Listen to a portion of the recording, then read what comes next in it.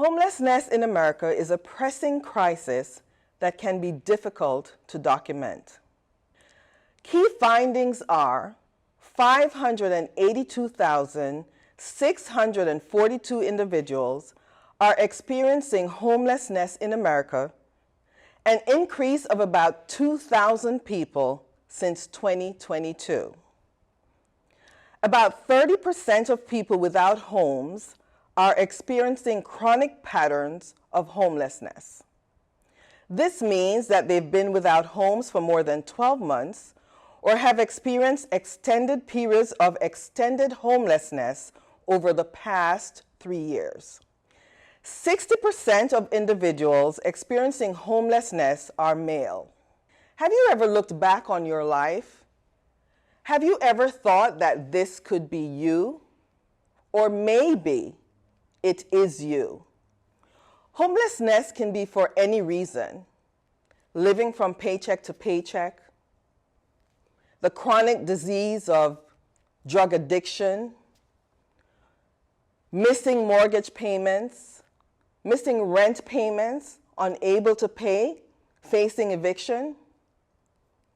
For any reason, this can happen.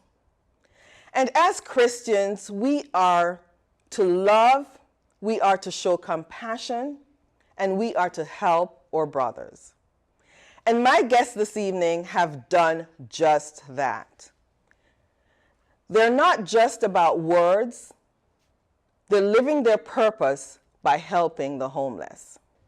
My guests this evening are Larry McDaniels. He's a pastor and the founder of the Old City Savannah Mission, as well as Jermaine Ray, who is the director.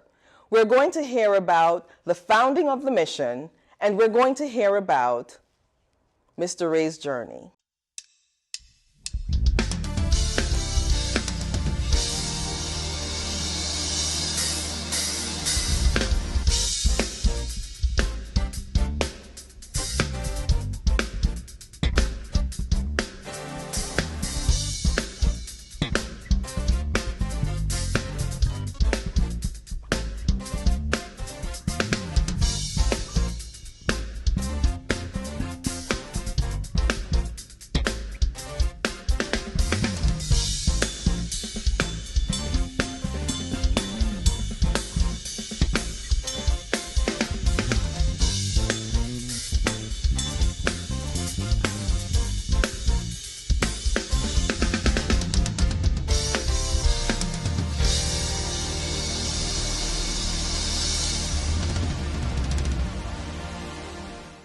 Welcome, Michelle, to the Old Savannah City Mission. Thank you. We're delighted to have you here in this part of town. Thank you so very much. It's a pleasure to be here. I am really excited to speak with you and to learn about this purpose of yours. So let's start with you as the individual. Tell me a little bit about yourself. Well, I'm really old to start with. Oh, no, you're not. You're as old as you feel. Well, I'm in my 80th year of life, believe it or not. I turned Nice. 79 in November of this year. Nice. And I've had a long journey. Before I came to Savannah, I was a missionary for many years. Started in Barbados, West Indies. Have you ever been there? No, not to Barbados. It's a wonderful place. The Republic of Haiti, about 10 years. Okay. I love Haiti. Learned to speak Haitian Creole. Still Okay. can talk it. Ça passe? Bien. Oh, okay. Vraiment, Let's comprends go. Creole? Okay, that's enough. Go ahead. I'm surprised that you knew how to Just say a little that. bit, just a little bit. You must have Haitian friends. I do. Ça passe, what's happening? Yes. But after there, I went to London, England, and I came to Savannah about 35 years ago from London, England, Okay. to pastor a church here in this town. Founded a church in this town called the Sanctuary of Savannah out on Whitfield Avenue. Okay. And so 26 years ago, while I was still pastor of that church, we founded this mission. Okay. Okay. So tell me a little bit about what inspired you to do the mission. I had a good friend named James Lewis. James Lewis had been a missionary the same time as I was a missionary. We would get together at mission conferences. Later on, he retired as a missionary. He became a chaplain at the Los Angeles Mission, which at that time I think was the largest and most influential, most reputable gospel rescue mission in America, maybe the whole world. Oh, wow. He later became the executive director out there. Okay. And since we had a friendship that had gone back for many years, he would call me and invite me to come out there and speak at convocations and graduations, etc. And so I was really impressed with what they were doing. He said to me one day, he said, Larry, you need to go back to Savannah and start a rescue mission. I was sitting with him in a building that cost over $30 million to build.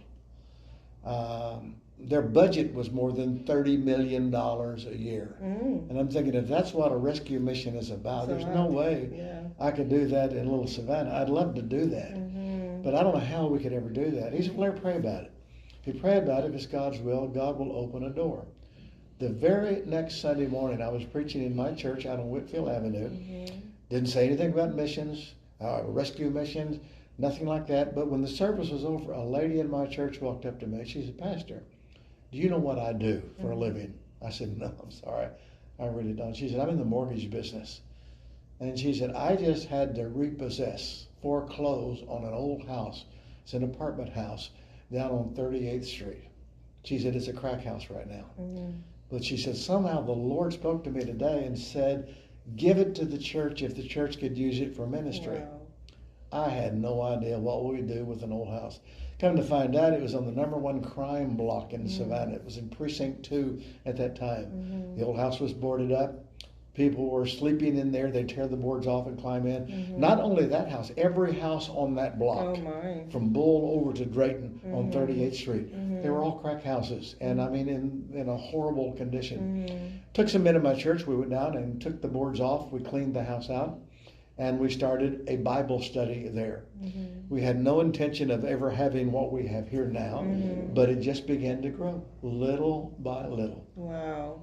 So you went home and prayed about it after being encouraged to open it, and here God had opened the door and provided this home, and you were able to start a Bible study. So tell me about who was coming to the Bible study. Tell me a little bit about how it progressed from there. Almost nobody.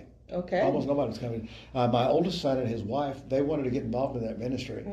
And they said, if you'll clean out one of the apartments upstairs, we'll go down and live in one of those apartments. And we will minister to the people. Now, they worked on other jobs as well. They said, we will hold Bible studies. Well, I was in there one day, and a gentleman came by to see me. And he said, what do y'all do here? I said, we're doing Bible study. He said, you have a lot of people coming? I said, no, not really. Almost nobody. He said this to me. He said, preacher, if you want them to come, you got to give them something to eat. If you'll give them something to eat, they will come. And I said, we don't have anything to give them. He said, I'm a retired grocerman. He said, I owned a grocery store over on East Broad Street for 50 years. He said, I've just recently closed it up. I've retired. But I know every grocery man in town. He said, if you'll let me, I'll take my car and I'll go around and I'll pick up groceries. They will give me dented cans and food that's nearing its expiration date, and I will bring it here. He said, all you got to do, make some little flyers, put them out on the street, and say at a certain time we're going to have Bible study, and everybody that comes, we're going to give you some food, and they'll come.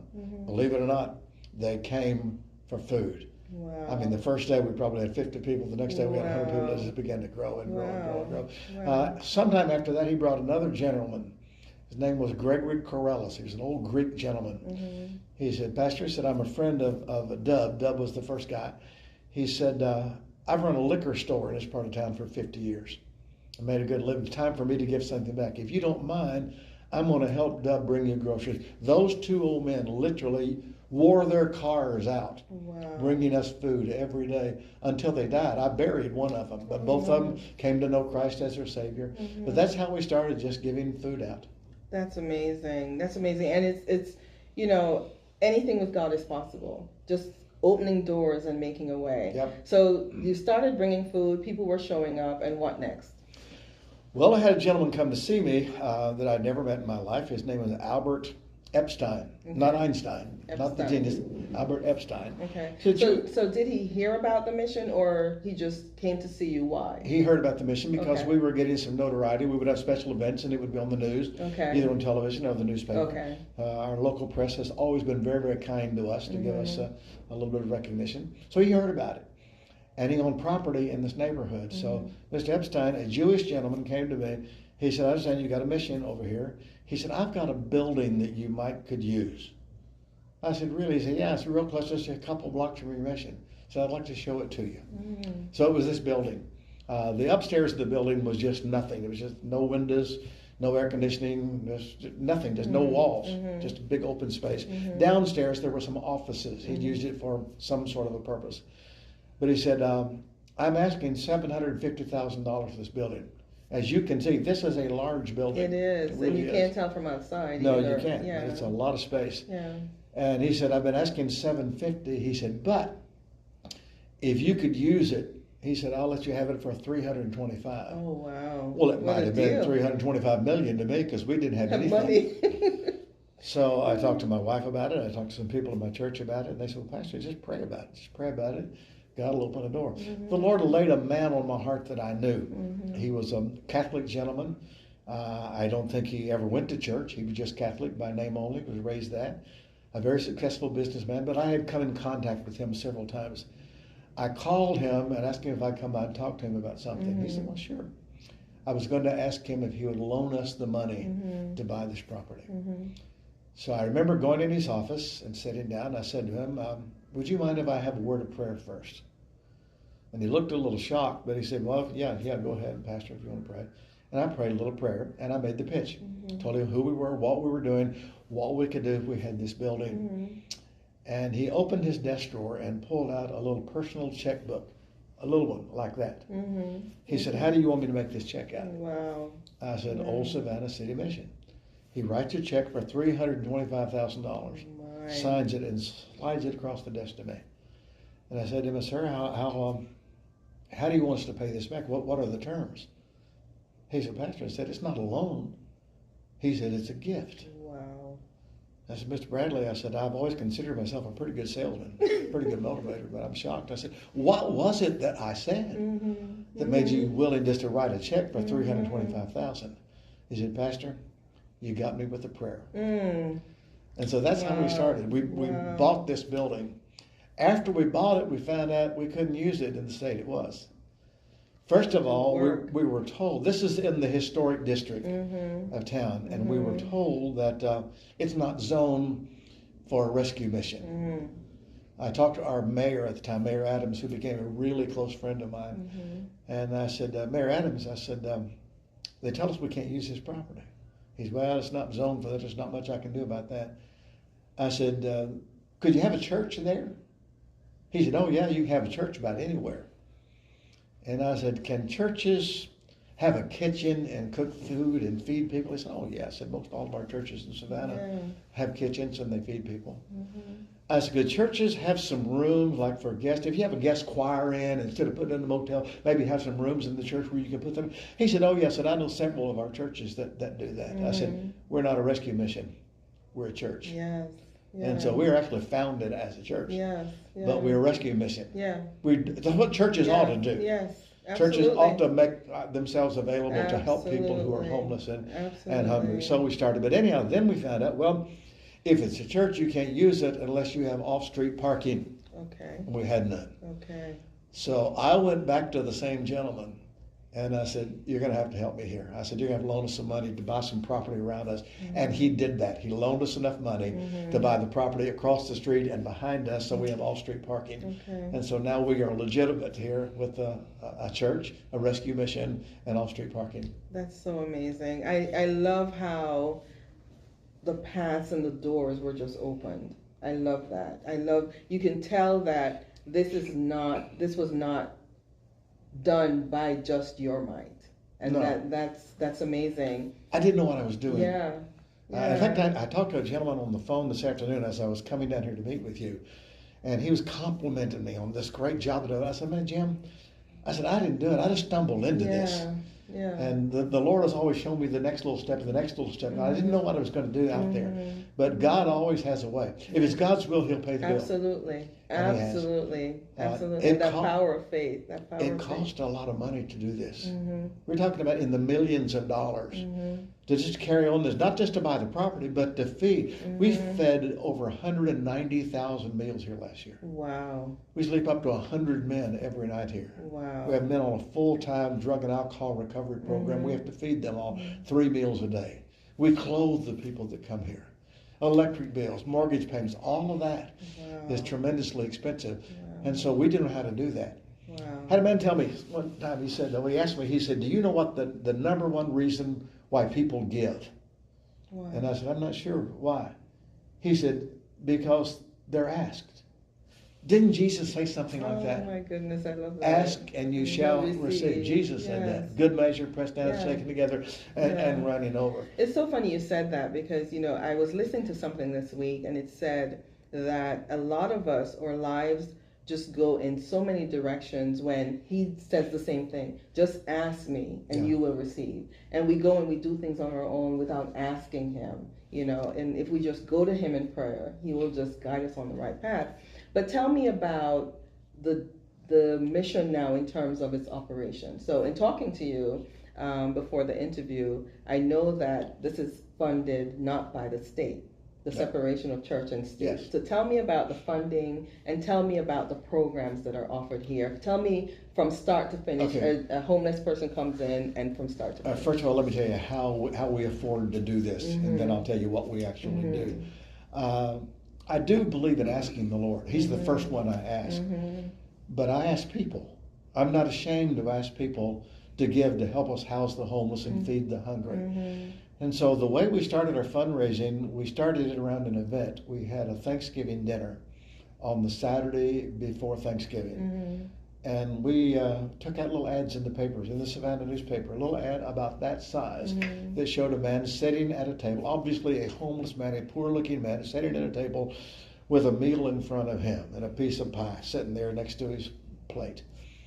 And the ad said for, I think at that time it was $1.39. You can provide a hot Thanksgiving meal to a homeless person. Or for $13.90, you can provide one for 10 people. And did multiples of that. And we put that in the paper. And people started sending us money. Well, everybody that sent us money, we would immediately send them a thank you letter. We do that. A great part of my day every day is signing and writing little personal notes on thank you letters. And so it personalizes it and it makes them want to. It does. And people give to us, we have to respond immediately and let them know where their money is going. Now, we also use firms that help us with that help us do our printing and plan our events and write our mail letters that we send out. But that's how we get our money. We don't take any money from the government. We've never asked the government for any money. We're not anti-government. I believe very firmly in government.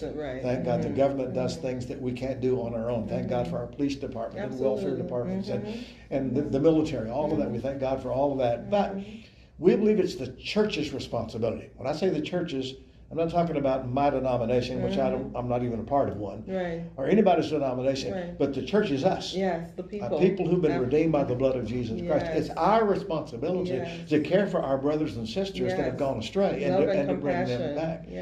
And so that's why we don't ask the government for any money. Now, another reason we don't ask the government any money is because we believe it's the power of the gospel of Jesus Christ that sets men free. The government has programs for alcoholics and drug addicts, but they really don't work.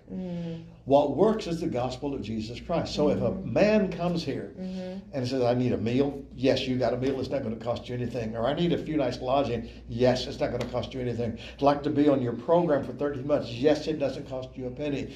But the first thing you're going to do, you're going to come into our chapel and you're going to sit down and we're going to have a volunteer preacher, a man or a woman.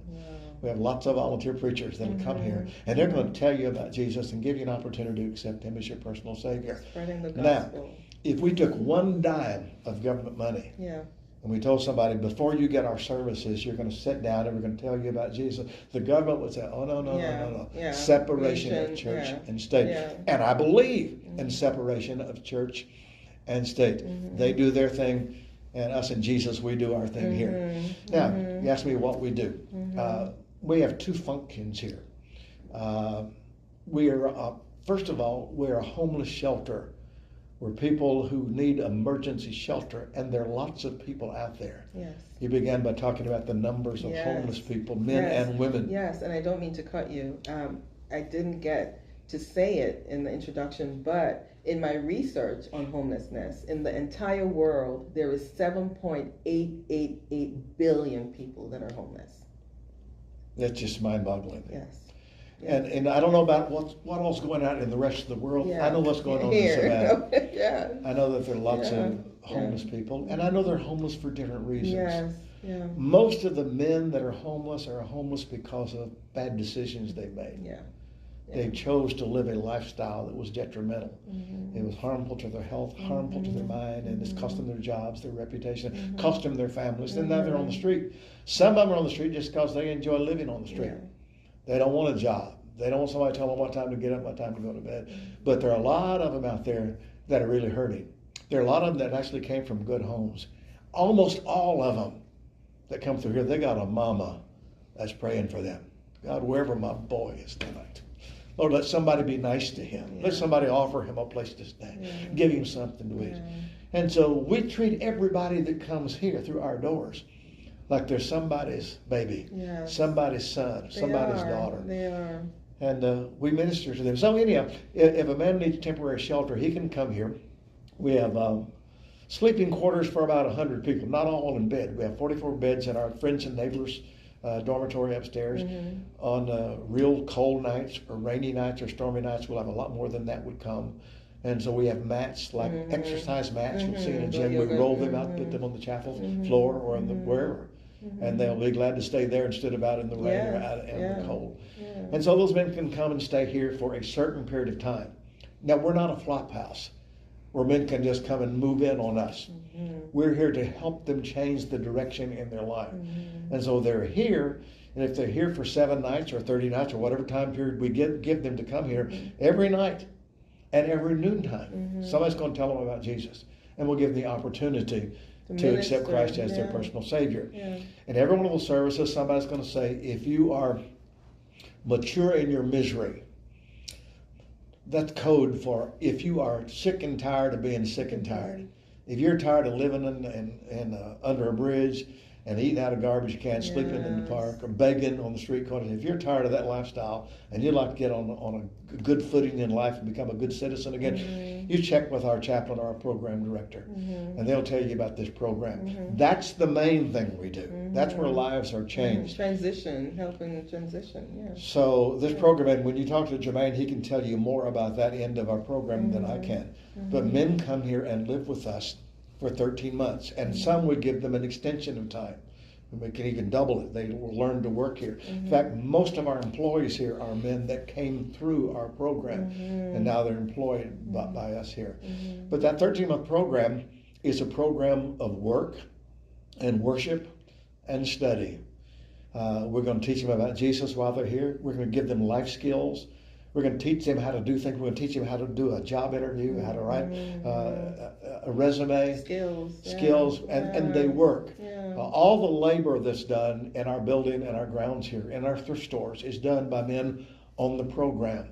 They're not paid a salary to do that. They're given free lodging, all their food, their clothing. Oftentimes medical care and dental care, vision care is taken care of while they're here. But they learn a trade. That's amazing. That's almost mind-boggling to me. It shouldn't be, but it is. It is, and I love that it's separated, because I think when the government steps in and when the men seek government assistance, I think it's more. It's not as, I don't want to use the word lenient, because I love the programs that you have here. But I think when you go into a government system, it doesn't prepare you. When you leave, it doesn't prepare you for, send you out with the same skill sets. It doesn't prepare you. And moreover, it doesn't minister. They don't minister to you about Jesus Christ. So this is a wonderful thing that you're doing here. Before I move on to Jermaine, I do want to ask you, what was your experience with Jermaine when he entered the program? Because now he is the director of the mission. And so before I transfer to him, I just want to get your take on what was his impression on you when he entered. I'm going to have to back up a little bit. Though I'm the founder of the mission and chairman of the board, president of the corporation, I have not been actively involved in the mission except in the last 2 years. Okay. Our former director, Mr. William Stiles, was our director and became ill and ultimately passed away. 2 years ago, this past January, I retired from my preaching ministry at the church, and I came down here full time. Okay. And that's when I actually met Jermaine. Okay. Jermaine had come through our program, and he will tell you his story. But he was working here in our office as an office assistant, but I immediately recognized something in him, that he had leadership ability. He had a lot of skills, and so I have given him promotions until I really felt led of the Lord to ask him if he would be willing to serve as the director of our program, which means he is over all the activities that take place in this building. He's the one that takes care of all those homeless men that come and stay with us. He's the one that fixes the schedule for all the men on our program and keeps all that organized. I mean, like clockwork. That's amazing. That's amazing.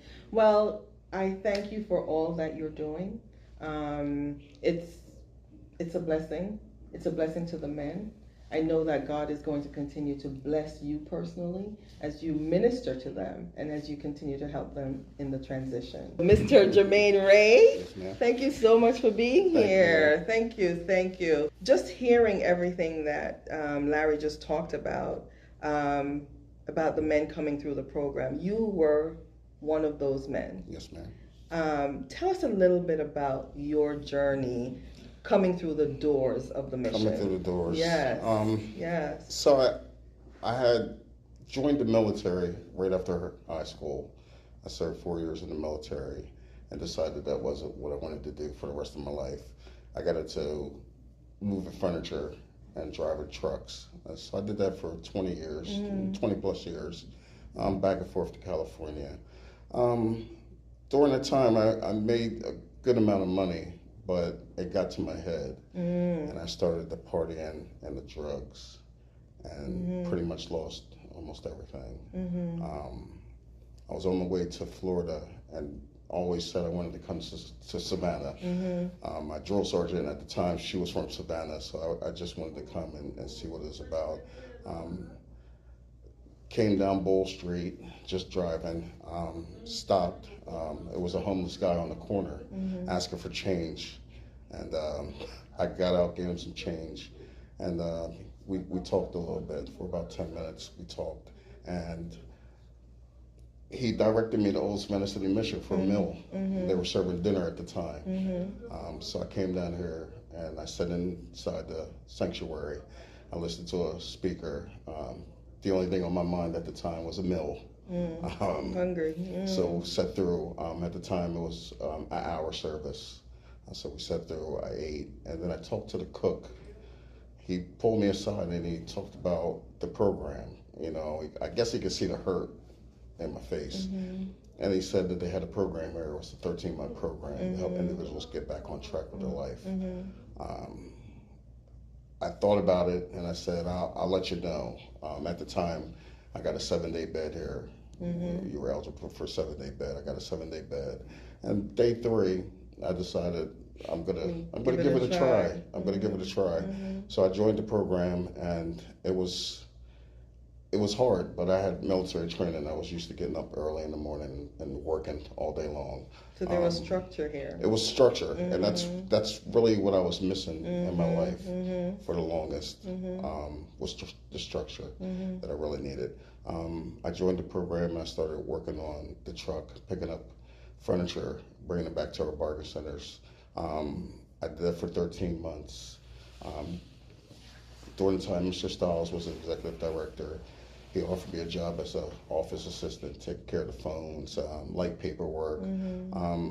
So I did that for, I'd say, about 9 months before he became ill. Pastor Larry came back in and took over as the executive director. And during that time, I think he just roamed the building. I guess he was just getting a feel. It wasn't immediate, like, he introduced himself, he talked to everybody. He just, sort of just run around the building room, just, I guess, checking out who does what here, what the day-by-day activities was. And then he came to me and he asked me to be in charge of the building. So I did that for probably about 3 months, and then he came back to me and he said, "Another promotion. I want you to be the program director." And he promoted me to the program director, and it's been great. The giving back to the guys, taking what you learned during the time in the program and just giving it back to the individuals that are going through the program. It's just been a blessing that, you know, I couldn't have did by myself, you know. For about the first 2 months, yes, ma'am. So I don't mean to cut you. Earlier on, you said you lost everything. Yes, ma'am. What did you lose Family. prior to coming Biggest here? thing I lost was family, and it wasn't the fact that they didn't want to help me. It was more of me. It was my pride that I was the supporter of the family for years. And it's just the pride factor inside of me to reach out and ask for help. So I didn't want to go back home, you know. So it was really a lot of family that I lost.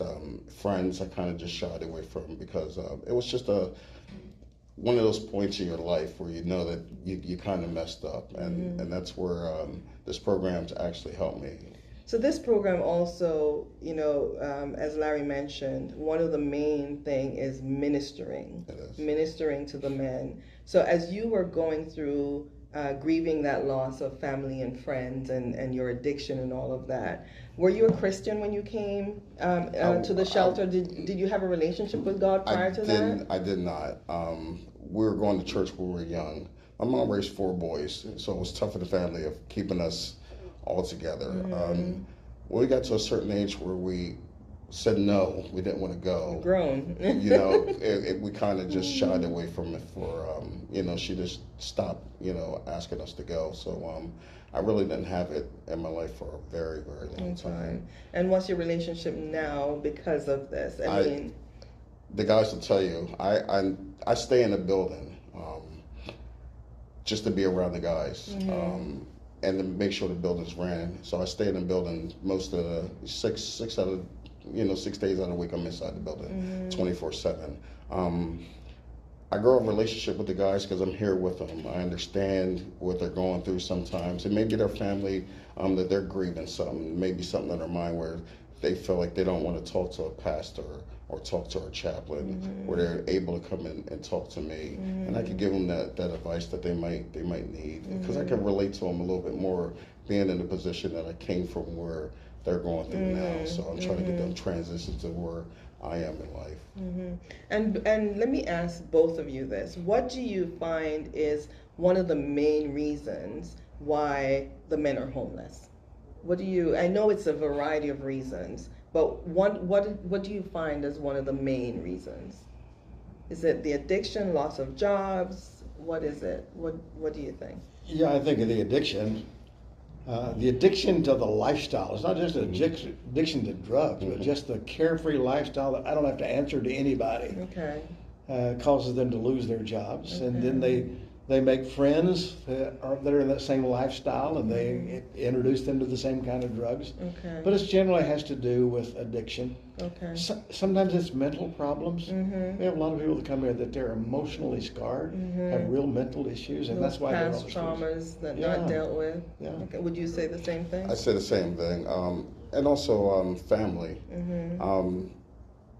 A lot of times, the younger generation that we have now that I see coming through, the 18 to 25, they kind of rebel with their family, and their family just had enough, and they put them out to the streets. And like Pastor was saying, the drug addiction, they get out in the streets, and that's their way of coping with sleeping outside.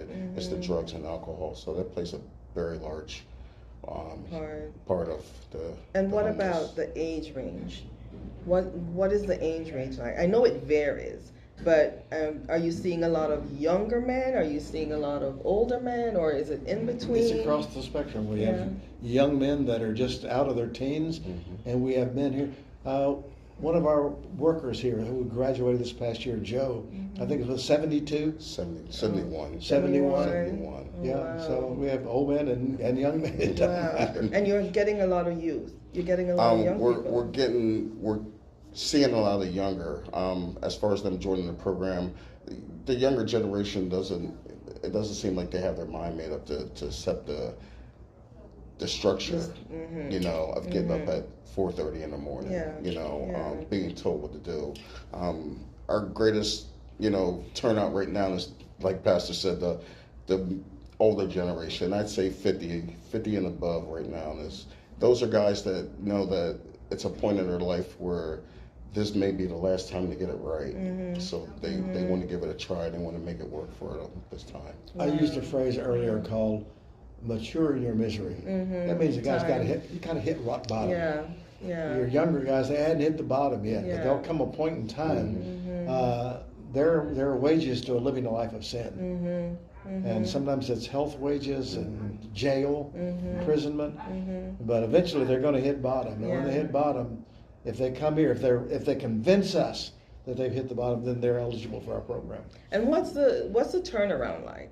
Have you seen people just it becomes a recurring door? We do have people start and fall out, and we grieve when that happens. We have good men that we get attached to these men, and for some reason, all of a sudden, they're gone back in a lifestyle. But oftentimes, those men realize the error of their ways, and they come back and go through the program the second time. The man who is over our food service here was in our program here, and he bombed out of the program, ended up in jail. And after several years, he came back and went through our program, got his education, and now is the chef and feeds 190,000 meals a year. And so a lot of reasons I found through the years, one of the great reasons that men leave the program is because of families, especially local families. Maybe this young man was a supporter of the family, or he's the dad of the family, and now he's here and he's not working, not sending money, and the family would say, "You're well now. You don't need to finish it. We can tell a big difference in you. You're fine now. Come on back." And they'll leave the program before they finish. And they need to finish. They need that accomplishment in their life. They need to get the diploma. Say, "I've accomplished this. I've finished it." Because it helps. It helps to. Wow, I'm just sitting in awe of everything that you're doing here. Tell me a little bit about the day-to-day that you oversee at the program. So basically, the students will get up at 4:30 in the morning. They'll get themselves together at around 5:15. We start waking the friends and neighbors up that stayed in the building. We get them ready as far as them brushing their teeth. They need to make their beds. Like Pastor said, we're not a flop house. The way we assign the beds when they first came in is the way we expect the beds every morning. Explain the term friends and neighbors. So friends and neighbors, we don't call them homeless here. We consider these guys our friends and neighbors. They come. I've been here 4 years, and I've known some of these guys for 4 years. I'm still working on trying to get them in the program and try to get them, but we like to consider them our friends and neighbors. It makes them feel. It makes them have a little bit more self-esteem when they call friends and neighbors and hope. Instead of calling homeless people. So we consider these guys are friends and neighbors, which they are to us, as our friends and neighbors.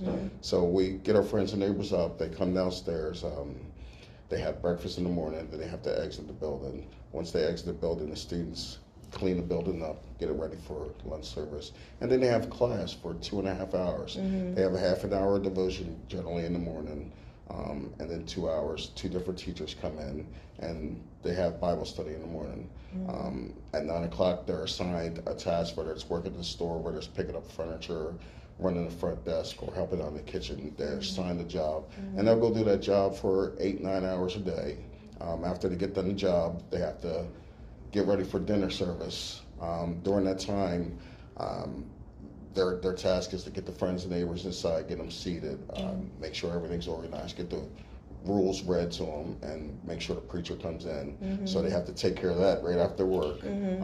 After they get done that, then they have a chance to feed them, get them fed, and get them into bed. That's another whole process. It usually takes about 45 minutes.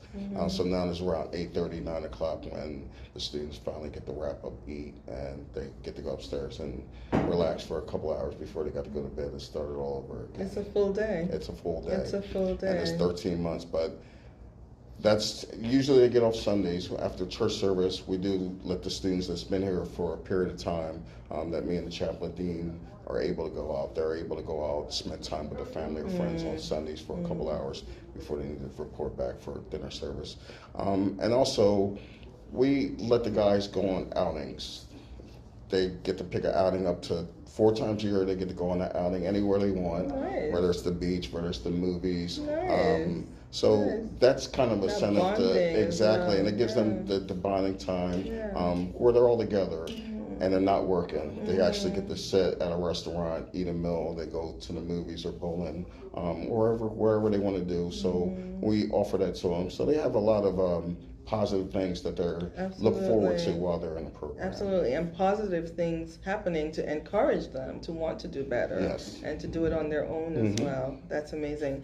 Tell me a little bit about the volunteers outside of your friends and neighbors. The term, I love that term. Yes. Tell me a little So bit our about volunteers the have volunteers. increased. Yeah. We just had an event a couple weeks ago with the police department, Love Thy Neighborhood, where we got a lot of volunteers together. We went out on different sections of the area around us, and we just cleaned up the trash and everything, got it all bagged up. Chatham County Sanitation came along, picked up the bags for us. Nice. We had over 100 Mormons that day, Mormons that came in to volunteer to want to come in here to give their time. We have various churches that comes every weekend to make a meal and serve it Saturdays. Every Saturday, have a different church comes in and makes a meal for them. That's nice. We have church groups that comes in and sings. We have Colleges. colleges, Savannah State, Nice. a lot of different colleges that come Once a in. year, we have a group come from Rollins College Yes. in Winter Park, And Florida, one of the most Oh, elite yay. colleges in America. Yeah, they Wow. come. So we have just a variety of volunteers. Plus people that comes, the more they come by and they see the change in the building as far as the structure outside. They see the change. They want to come over and ask questions. We have a famous bakery across the street that draws a lot of people over the weekends, and they see the guys coming in for meals, and they're just curious and they want to come over and they just ask. We'll take them on a tour and show them all what we do here. And generally, they never know. They actually never knew what Old Savannah City Mission actually really did. Yeah. Besides, we do a whole lot more than just feed. Yes, So. yes. You're actually, I love the fact that you're ministering to their hearts and their souls. Exactly. Not just giving them a meal and sending them on their way. That is what soothes my heart. These guys become family to Yes, us. They really friends, do. and I love the term, friends and family. Friends and family, it personalizes it and gives them so much hope, so much hope.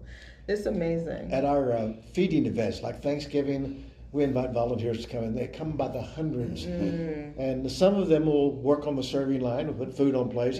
Others, we ask them just find a homeless person, sit down at the table And and talk. eat with them and say, how you doing? Where you from? Where's your family? Yeah. Just to make it like a family affair. Yeah. And that means the world to these guys. Yes. And if anyone outside wants to volunteer, how do they do that? See him. Yes, they just come up and ask for, or they could call.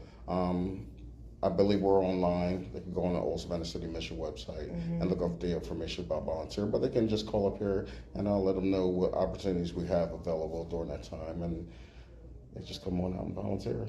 Okay. Our website, by the way, is oldsavannahcitymission.org, or, they get us right, oscm.org. It takes you to that. Okay, That gives you please all the say that information. again for me to the viewers. oldsavannahcitymission.org. If you don't want to type that much, just type oscm.org, and it'll take you to our website. And tells you almost everything we're telling you here tonight. Yes. This has been amazing. This has been inspiring, uplifting, which is what the show does. It's just sharing journeys and testimonies, and you're doing amazing work, and I can see that you're both men of God, and I'm so happy that the mission helped you change your Yes, life. ma'am. Yes, for the better, and For you're the doing better. wonderful things. Thank you. You should be proud of yourself, I as I'm sure that Larry and the mission is proud of you as Yes, well. ma'am. And you, Larry, thank you Thank so you. much. You are an amazing person. You know, as Christians, we talk a lot about helping our brothers and sisters, but just to see that you're not just doing it in words, and that God is just guiding and directing your path. And I pray that He'll continue to use you according to His I will. tell my wife every day, I wake up excited. I can't wait to get down That's here. good. Because every day is something interesting that's going to happen. Yes. It's just wonderful. One of the things we've done in the last couple of years that I think is really significant is we've spent a ton of money upgrading this building. This neighborhood is really coming up. At one time, this neighborhood was blighted. with buildings that were all shut down and businesses that are out of business. And so we've spent enough money to put brick all the way around our building that looks like old Savannah now. And we've renovated the inside. You got to see our boardroom and your offices here now. This is beautiful, yes. And definitely from outside, you would never guess how huge this place is. But this says something to the people that we serve, because they know we're doing this for them, not for us. And it tells them you have value. Yes. We care about you enough that we're going to make this place nice. Yeah. It's not self-serving at all. It shows. It shows in the work that you're doing. Thank you so much to both of you. Thank you. I appreciate you taking the time to be a part of the show. I appreciate you sharing your journeys and testimonies. And I pray that God will just continue to bless you both richly. Thank you. Thank you so very much. So before we close and before we leave, I'm going to ask you both just to look into the camera and just to give just a few words, closing, just words of hope and encouragement to anyone who may be watching, who may be on the verge of homelessness or who may be homeless, or just to uplift and encourage them. So I'm going to encourage you just to look in this camera. Which camera am I looking at? This one right This here. one right here. This one right here. Okay. You got me. Do you make me look good? For everybody that's listening out there, let me just say this. The gospel of Jesus Christ really does work. Churches, and I've been a pastor of churches for many, many years. So much of the growth of churches is transfer growth. People leaving one church, going to another church because there's a better program, better music. But what we're seeing here is genuine conversion. Men who are down and out, whose lives are in shatters, and come here and we tell them the simple gospel of Jesus Christ. Ask him to come into your heart, forgive you your sins, and immediately your sins are forgiven and you become what the Bible calls born again. The gospel of Jesus Christ really does work, and we see it happening here on a daily basis at the Old Savannah City Mission. Thank you. Thank you. Jermaine, I'm going to ask you to do the same thing. Just look into the camera right here. Yes. Just give some words of encouragement, especially as you came into the mission and your life has been transformed. Yes. Just So that's encourage. what I wanted to talk. I just wanted to say it's just been a blessing for me to be able to come into this program and to change my life, to just change my way of thinking. And I think that's the biggest thing that we need, is to change our way of thinking sometimes. And that's what the mission did for me here. And I just want to encourage the guys out there to just give it a try. You think 13 months is a long time, and it's really not compared to the rest of your life. So we just need to just give it a try. Thank you so much. Thank you. Thank you. Thank you. And to your viewers, thank you for watching. I pray that you were blessed. I pray that your hearts were touched. And if you wish to contribute or volunteer at the mission, feel free to reach out to either Larry or Jermaine if you were touched and you were blessed. If you wish to reach out to us, you can reach out to us at realtalkwithmichelle1@gmail.com. Again, thank you for watching. Until next time, let's have some real talk.